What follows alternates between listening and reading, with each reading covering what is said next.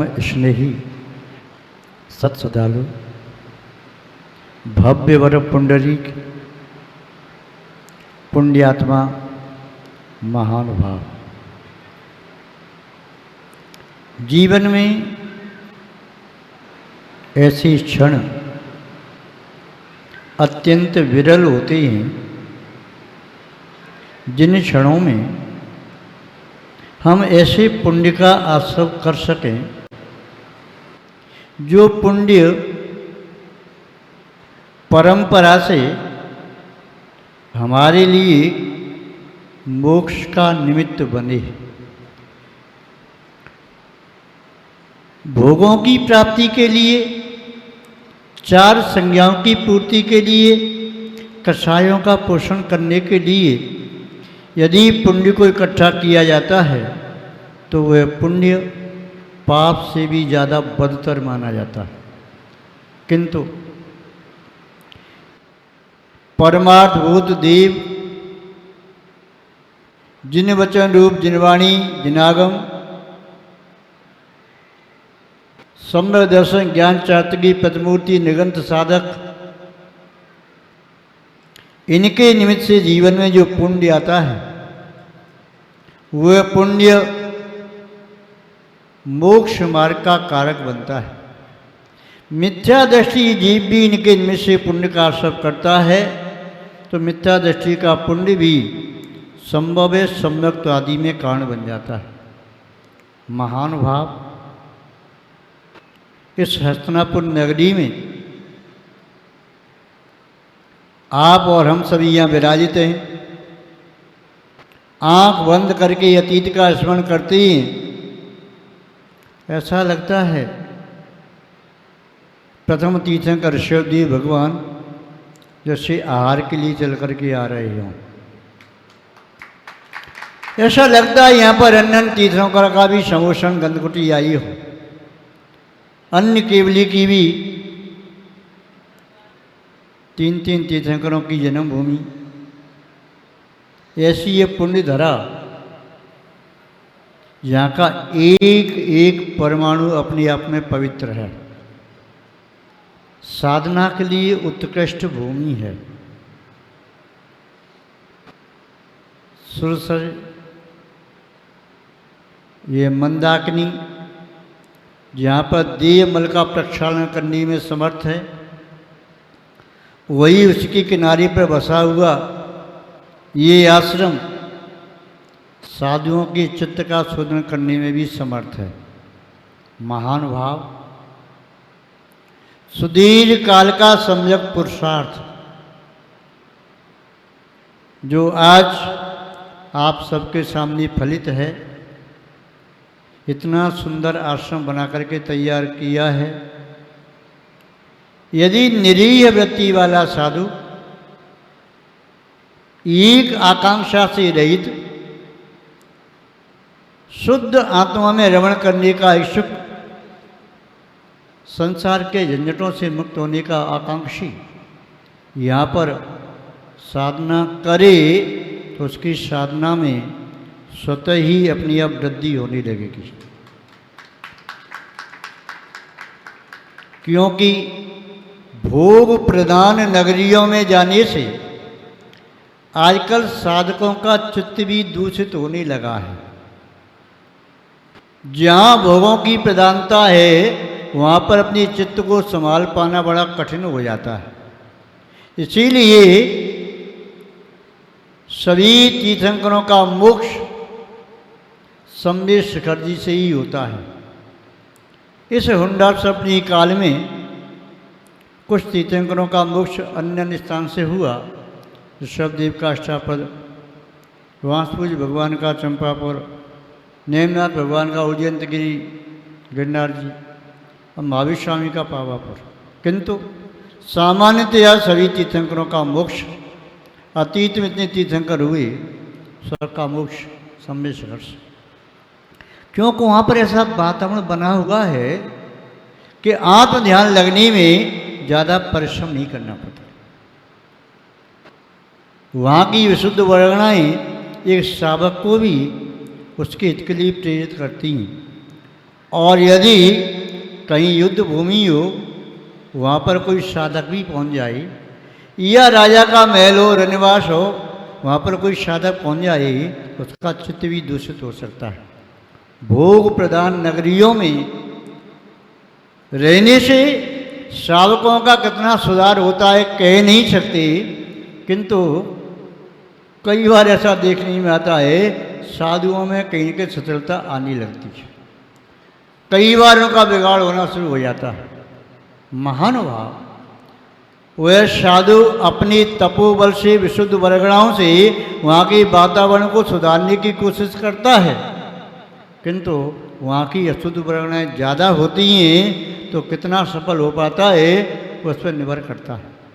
किंतु ऐसे स्थान साधकों के लिए, स्वयं के लिए साधना के स्थान नहीं है। उन साधकों को केवल लाभ नहीं होता है, जब साधु के पास पुण्य वर्गणा होती है, पुण्य का खजाना होता है, तो साधु किसी के सिर पर हाथ रख दे तो उसकी भी मनोभावनाएं पूर्ण हो जाती है, उनके भी कार्य सिद्ध हो जाते हैं।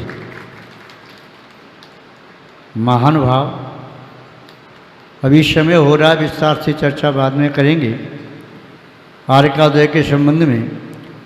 गणनी आर्यका विद्याश्री माता जी, आर्यका श्री विद्याश्री माता जी, आश्रम के मुख्य अधिष्ठाता बालवंत इंद्र कुमार पोटी भैया जी एवं सभी दीदीगण, इनके श्रम, समर्पण, त्याग, सेवा और जो संघर्ष का सामना किया है उस संबंध में समय मिलने पर थोड़ी चर्चा करेंगे। आवश्यकता आविष्कार की जननी है, इस आश्रम का उदय क्यों हुआ, ऐसी क्या परिस्थिति रही, अन्यथा ये साधक भी विहार करते हुए साधना कर सकते थे, किंतु कई बार कोई परिस्थिति ऐसी आती है, उस परिस्थिति से उन्हें एक जीवन में मोड़ आ जाता है।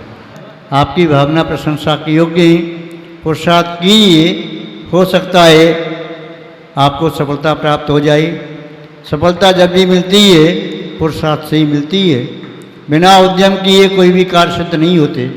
तो वह सब जगह सुलभ है, तो जहाँ जैसा भी होगा हम आपसे कहीं अलग नहीं हैं, आपके बिना हमारी साधना संभव नहीं है। और ये बात भी है, साधु के बिना आपका धर्मदान भी संभव नहीं हो पाता है। तो आपका पुरुषार्थ प्रशंसा के योग्य है। सबको बहुत बहुत आशीर्वाद, इतना ही पर्याप्त समझते हैं। श्रीमद् जैन धर्म की भव्य वर पुंडरीक पुण्यात्मा महानुभाव, जिनेन्द्र भगवंतों द्वारा प्रवर्तमान यह जिन शासन अनादि काल से 170 आर्य खंडों में प्रवर्तमान है।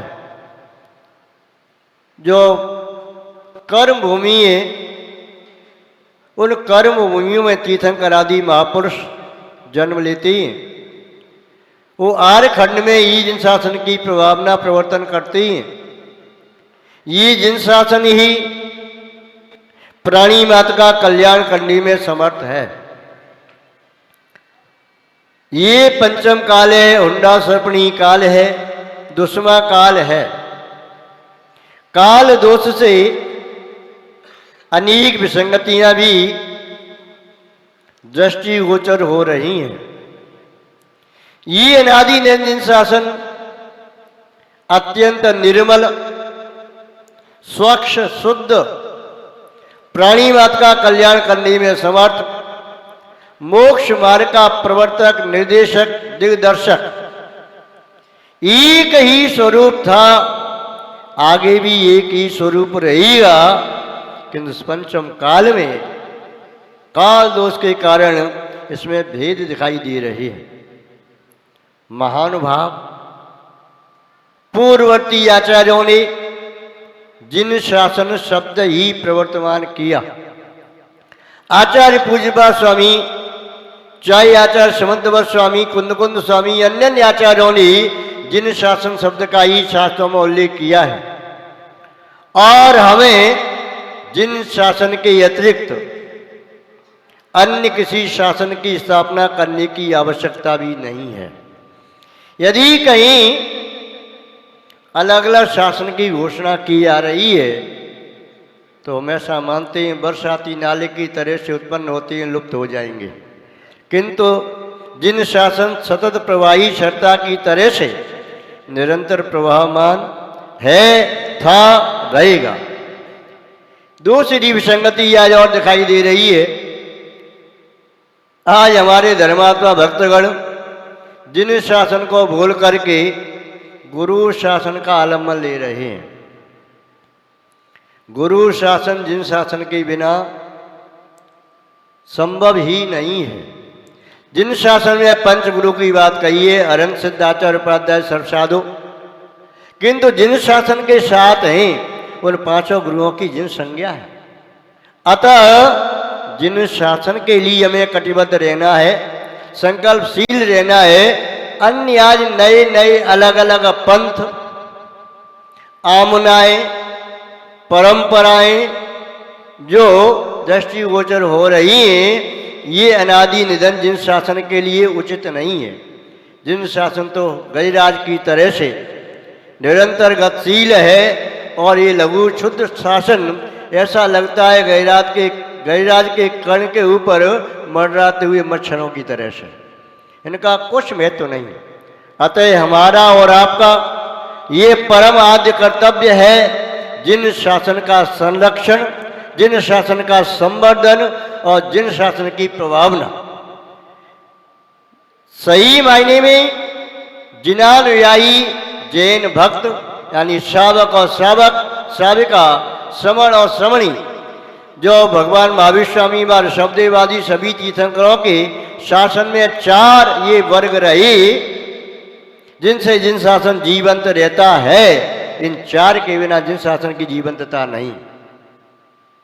महानुभाव, भी चार वर्ग कल भी थे, आज भी हैं, कल भी रहेंगे, किंतु चारों वर्ग की व्यवस्था अलग अलग सौंपी गई है।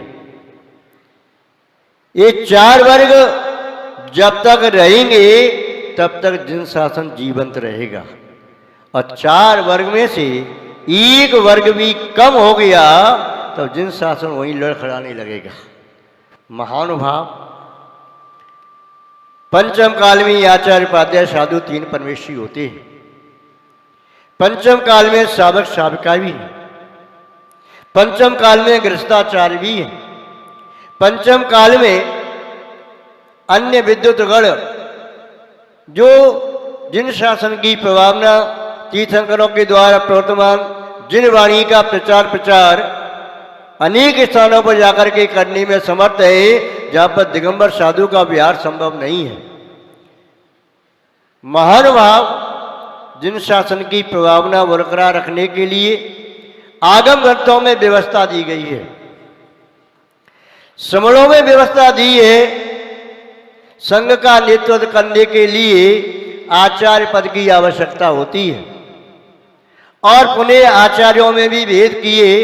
अलग अलग प्रकार के आचार्य अपने कार्य के आधार से जो जिनमें प्रतिष्ठा कराएं, प्राण प्रतिष्ठा कराएं, सूर्य आचार्य, जिनका उच्चारण आदि का कार्य उच्चारणाचार्य, जो सारस्वत आचार्य, अलग अलग प्रकार से हुआ।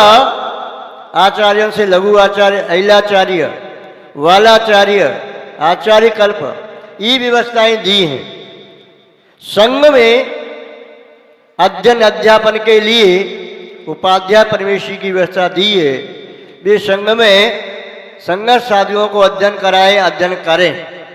इसके साथ साथ संघ का प्रवर्तन करने के लिए आचार्य का दायां हाथ जो सहयोगी होता है, हमेशा प्रवर्तकाचार्य, प्रवर्तक होते ही बाद में आचार्य भी बन सकते हैं।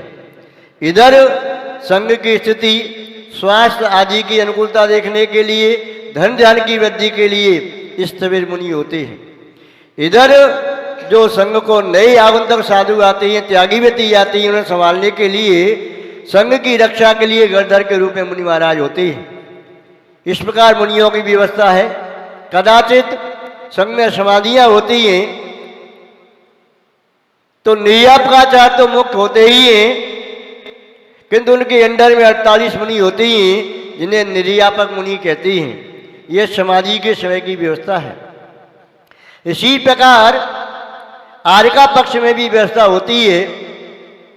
सभी आर्काएं जिनके निर्देशन में प्रवर्तित रहे, वह गणनी आर्का आचार्य महोदय से परामर्श करे, उपाध्याय महोदय से परामर्श करे और पुनः संघ का संचालन करे।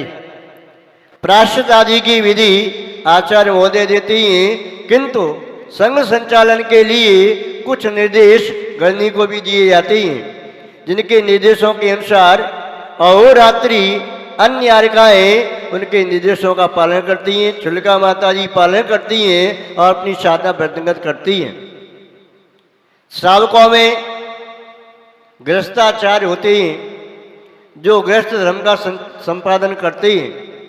शादी विवाह के कार्य व गर्भ के पूर्व से लेकर के पुनः गृहस्थ जीवन में रहते कौन कौन से संस्कारों का वह संस्कार देना है, वह सब क्रियाएं जो आज लुप्त होती जा रही हैं, विद्वानों को इस ओर भी दृष्टिपात करना चाहिए।